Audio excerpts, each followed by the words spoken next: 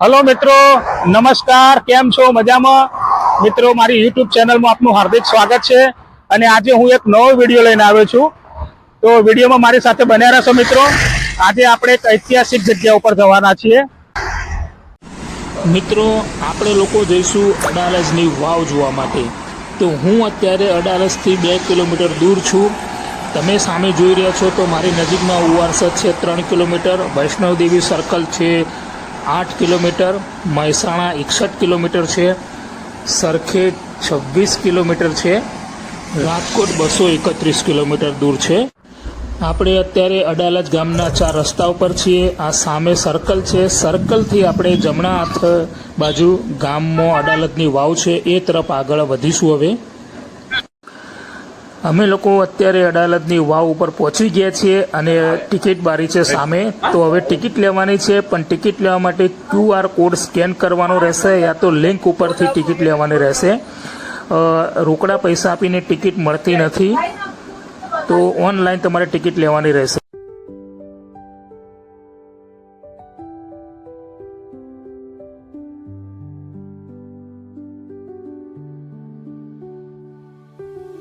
मित्रों, आज आपणे आव्या छीए अडालजनी वाव पर ने सामे छे अडालजनी वाव अने जईशुं हवे वावमां नीचे। तो गांधीनगर जिल्लामां आवी छे अडालजनी वाव अने जोईशुं आज अडालजनी वाव छे एनी हिस्ट्री पण जाणीशुं। तो विडियोमां बने रहेजो मारी साथे।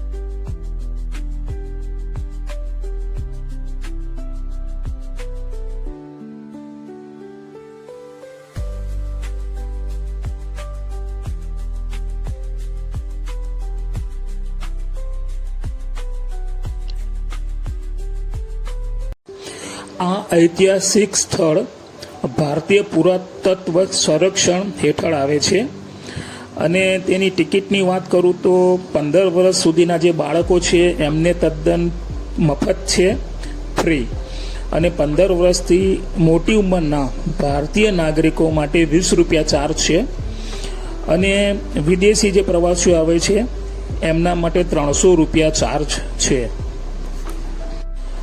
વાવ જોવા આવવા માટેના સમયની વાત કરીએ તો સવારે 6 વાગ્યાથી સાંજના 6 વાગ્યા સુધી તમે વાવની મુલાકાત લઈ શકો છો અને અઠવાડિયાના તમામ દિવસો વાવ ખુલ્લી રહે છે। આપણને આગળ મેં જેમ જણાવ્યું કે વાવની ટિકિટ લેવા માટે QR કોડ સ્કેન કરવાનો રહેશે અથવા ASIની જે સત્તાવાર વેબસાઇટ છે એના પરથી ઓનલાઈન ટિકિટ બુક કરાવવાની રહે છે। તો જે ટિકિટ લેવા માટેનું પ્રોસેસ આ રીતે છે। અડાલજની વાવ 5 માળની લંબચોરસ ઇસ્લામિક શૈલીના તત્વો સાથે મરુ ગુર્જર સ્થાપત્ય શૈલી પર આધારિત છે। તે દક્ષિણથી ઉત્તર તરફ ચાલે છે। દક્ષિણના છેડેથી 3 પ્રવેશ દ્વાર નીચેની ચોરસ આકારના પ્રથમ માળે જાય છે, જે અષ્ટકોણ આકારની ખુલ્લી છત સાથે 16 થાંભલાઓ સાથે ઘેરાયેલા છે, જ્યાં દરેક ખૂણામાં દરવાજા સાથેનો એક નાનો ઓરડો અને એક સુંદર બાલ્કની છે। સમગ્ર વાવની સુંદર નજારો અહીં સ્પષ્ટ દેખાય છે। જમીન સ્તરે એક પેરાપેટ દિવાલ ટેરેસ કોરિડોરમાં જાય છે। ઉત્તરીય છેડે 5 માળનું બાંધકામ અષ્ટકોણ આકારમાં કૂવાને ઘેરે છે। થાંભલાઓ, સુશોભન લિટલ્સ અને અન્ય સ્થાપત્ય તત્વોની આસપાસ કોરિડોરની રેલિંગ ખૂબ જ સુશોભિત છે।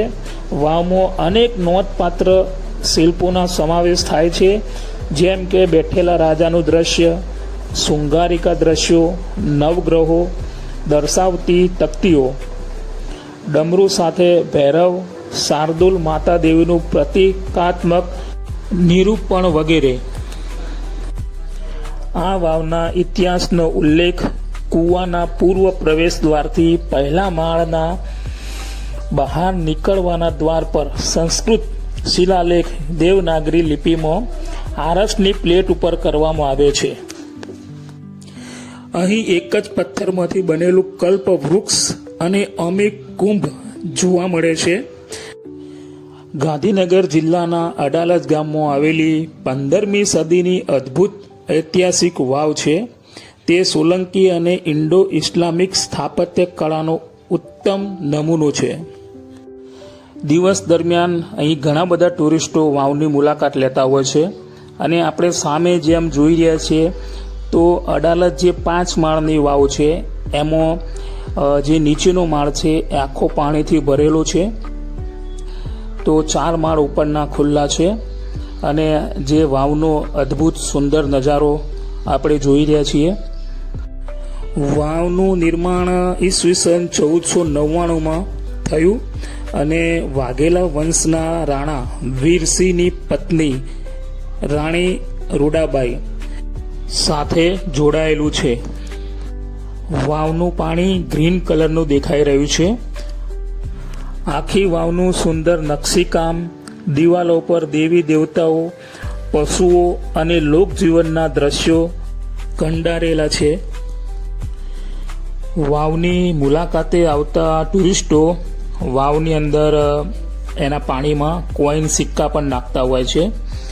તો મારી પાછળ તમે જોઈ શકો છો વાવનું જે ગ્રીન પાણી છે, ઘણા સમયથી પાણી ભરેલું હોય ત્યારે પાણીનો કલર ગ્રીન થઈ જતો હોય છે.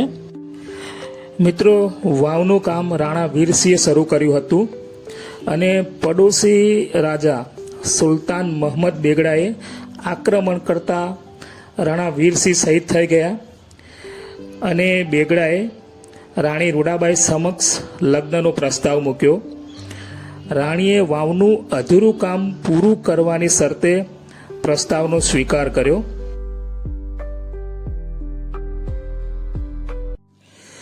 મહમદ બેગડા રાણી રૂડાબાઈના સૌંદર્યથી એટલા બધા આકર્ષાઈ ગયા હતા કે રાણીની વાત માની વાવનું અધૂરું કામ પૂરું કરવાની શરત માની લીધી અને વાઘેલા વંશના રાણા વીરસિંહ જે પ્રજાની પાણીની તરસ छिपाવવા આ વાવનું કામ શરૂ કરાવ્યું હતું. વાવનું ભવ્ય બાંધકામ પૂરું થયા પછી પતિના સ્મરણ અને સતીત્વની રક્ષા માટે રાણી રૂડાબાઈએ આ વાવમાં જળ સમાધિ લીધી. મિત્રો, આ અડાલજની વાવ છે અને અમે લોકો વાવની ઉપર છીએ. ઉપરથી વાવનો નજારો કંઈક અંદરની બાજુ આ રીતે સરસ સુંદર દેખાઈ રહ્યો છે અને વાવની અંદર પાણી ભરેલું છે. 4 માળ સુધી તમે જઈ શકો છો. 5મો જે માળ છે આખો પાણીથી ભરેલો છે. અડાલજની વાવ જે છે 5 માળની છે. એમાં 1 માળ પાણીથી, નીચેનો માળ જે છે એ પાણીથી ભરેલો છે. તો આ અડાલજની ઐતિહાસિક વાવ છે.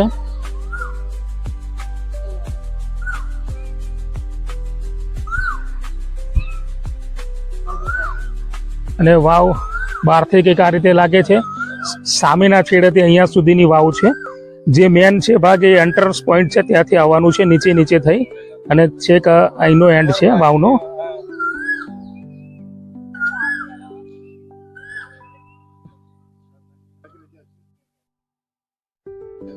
இந்த ஒரு வெள்ளி இருக்கு சார். இந்த வெள்ளி தனி, அந்த வெள்ளி தனி சார். ஆனா உள்ள வந்து கீழ வந்து கண்ணுல தெரியல. தண்ணி நீங்க இறச்சிடலாம்.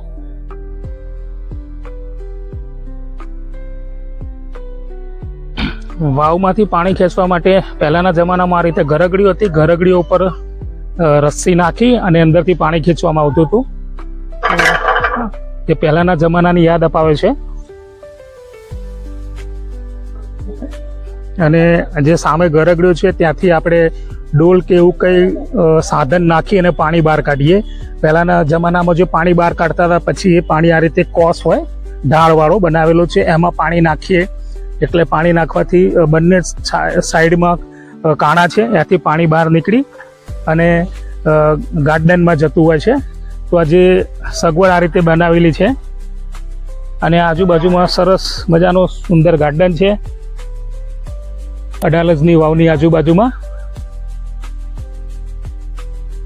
તો આ હતી ગાંધીનગર જિલ્લાની અડાલજની વાવ.